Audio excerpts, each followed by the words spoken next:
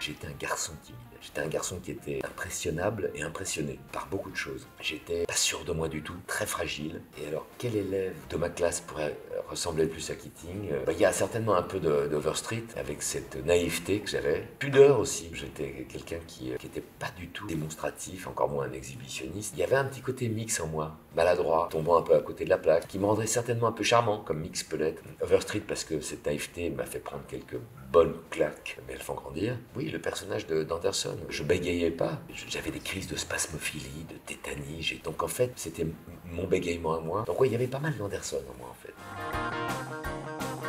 J'ai eu un prof de physique-chimie qui s'appelait Monsieur Reville. Il m'a fait adorer la physique-chimie. J'ai eu une super note au bac. Il m'a fait comprendre qu'on pouvait même s'approcher de matières qui pouvaient être totalement étrangères par le jeu, par la passion, et qu'on pouvait glisser cette manière de regarder chaque matière et que finalement, tu pouvais t'y sentir presque à ta place. Et puis mon prof, mes deux profs de théâtre, le premier s'appelait Yves Lemoine, le deuxième Yves Pignot, qui était d'une vie, une envie de vivre. Et en fait, c'est ça, c'est l'envie de vivre qui m'a gagné. L'envie de vivre, ça veut dire l'envie de rire, l'envie de pleurer, l'envie d'ouvrir des yeux sur le monde, l'envie de remettre chaque fois tout en question, l'envie d'aimer.